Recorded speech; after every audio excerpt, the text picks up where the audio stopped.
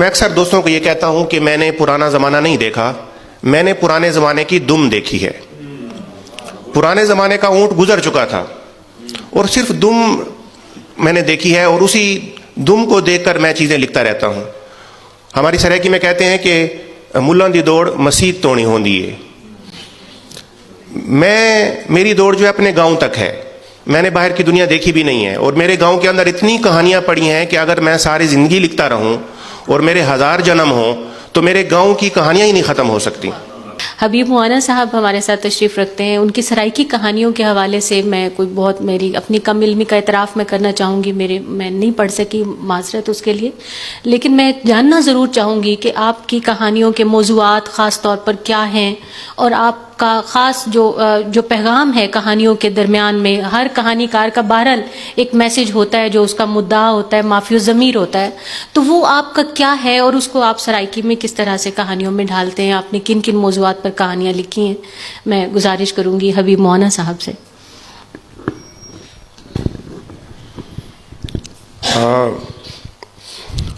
بہت ہمارا جو میرا تعلق بیسیکلی ولیج لائک ٹاؤن ہے یا ٹاؤن لائک ولیج ہے، بلکہ دیہات ہی سمجھیں، اور دیہات میں جو جتنی خوبصورتیاں ہوتی ہیں وہ ہمیں ملی ہیں۔ یہ میری نالائکی ہے کہ میں نے ان سے فائدہ نہیں اٹھایا۔ ہمارے گاؤں کے درمیان میں ایک ندی گزرتی تھی جہاں ہم نہاتے تھے، عورتیں پانی بھرتی تھیں، وہاں پر کھجور کے درخت ہیں، وہاں پر باغات ہیں، اور مزے کی بات یہ ہے کہ وہاں پر ہر قسم کا پھل ملتا ہے۔ پھر وہ اسکول جاتے وقت ہم نے وہ تمام خوبصورت مناظر دیکھے جو ہر بندے کو دیکھنے چاہیے۔ وہ کمہار گھڑے بناتے تھے اور بڑی جو ہے اپنی ڈیوڑی کے سامنے بیٹھ کر کام کرتا تھا، اور وہ اونٹوں کی قطاریں۔ اور میں اکثر دوستوں کو یہ کہتا ہوں کہ میں نے پرانا زمانہ نہیں دیکھا، میں نے پرانے زمانے کی دم دیکھی ہے۔ پرانے زمانے کا اونٹ گزر چکا تھا اور صرف دم میں نے دیکھی ہے، اور اسی دم کو دیکھ کر میں چیزیں لکھتا رہتا ہوں۔ ہماری سرائکی میں کہتے ہیں کہ ملاں دی دوڑ مسیت تونی ہوندی ہے۔ میری دوڑ جو ہے اپنے گاؤں تک ہے، میں نے باہر کی دنیا دیکھی بھی نہیں ہے، اور میرے گاؤں کے اندر اتنی کہانیاں پڑی ہیں کہ اگر میں ساری زندگی لکھتا رہوں اور میرے 1000 جنم ہوں تو میرے گاؤں کی کہانیاں ہی نہیں ختم ہو سکتی۔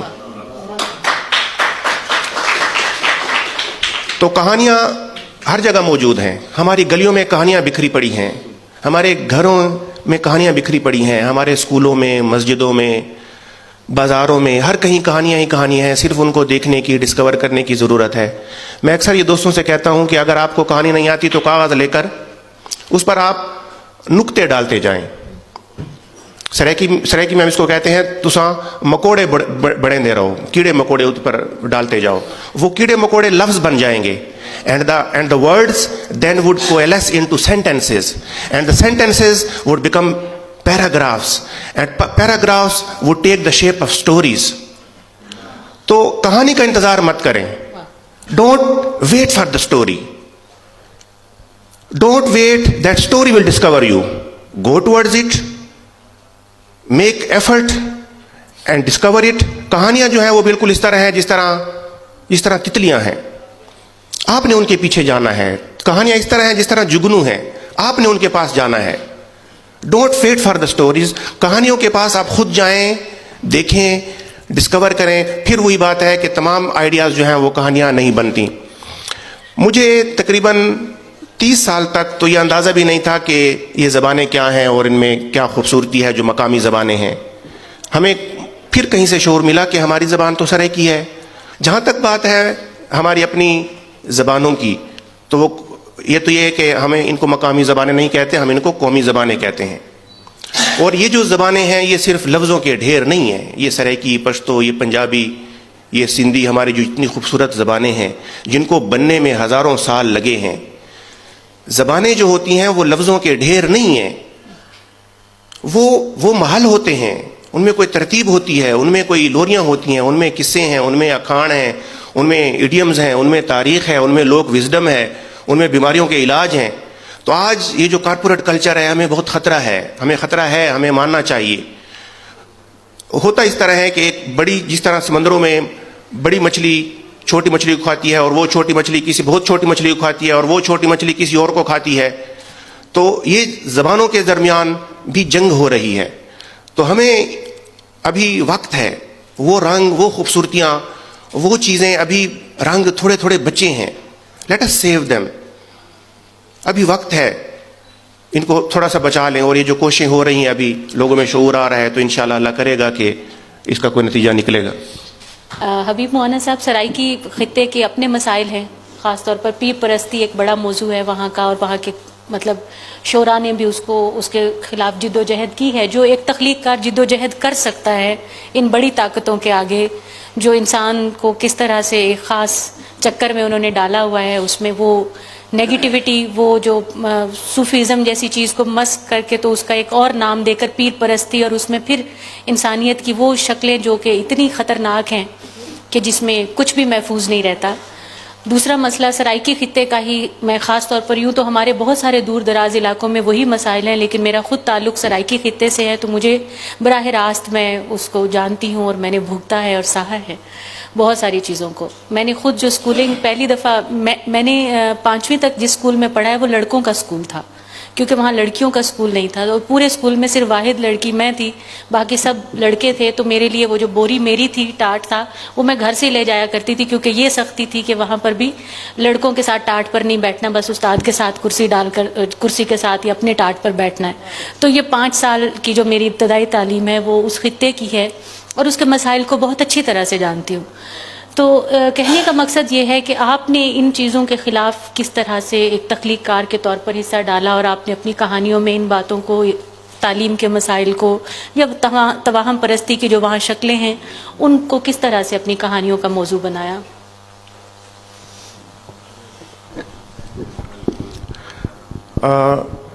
یہ جو آپ نے جو 2 مسائل کا ذکر کیا ہے، یہ تو ہیں ہمارے ہاں اور تقریباً پورے پاکستان میں ہیں.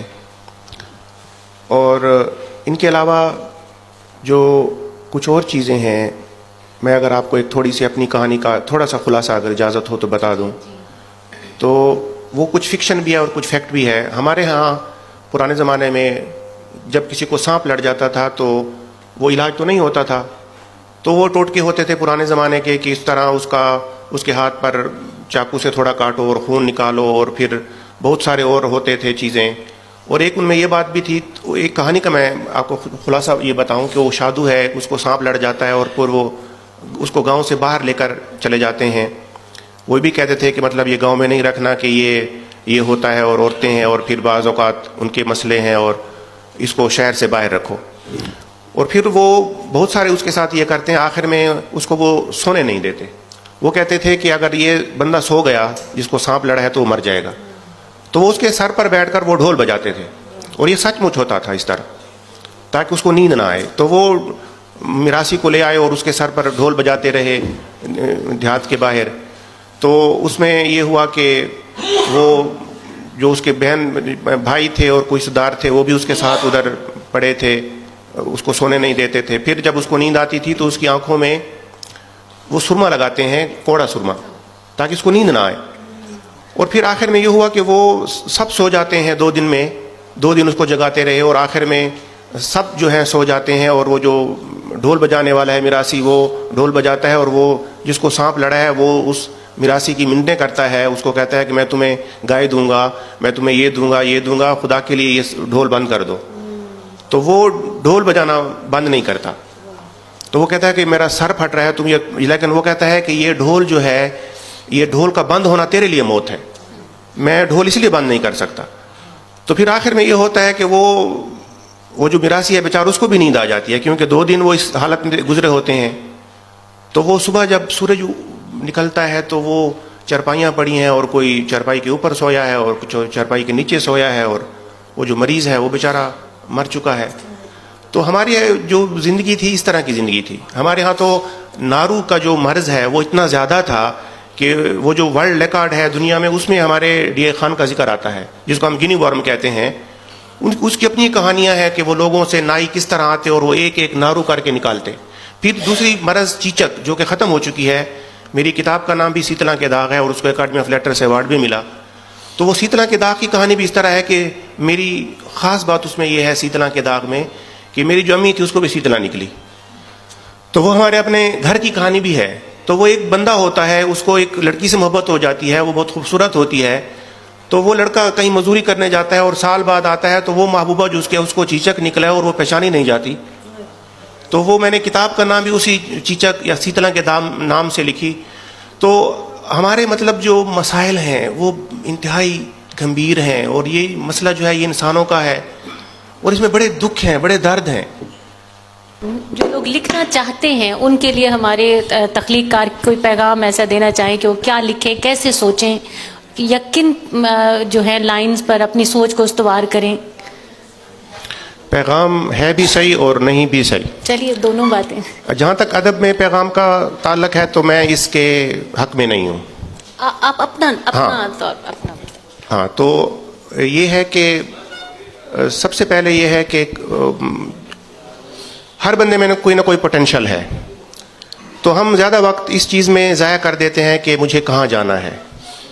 ہمیں کشتی کس پتن پر ٹھہرانی ہے.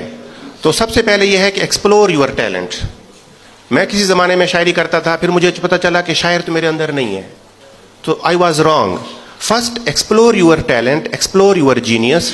جب آپ کی سوئی ایک طرف اشارہ کرنا شروع کر دے کہ ہاں تیرے اندر یہ چیز ہے, پینٹر ہے, گائک ہے, افسانہ نگار ہے, شاعری ہے, تو پھر وہاں پر ٹھہر جاؤ.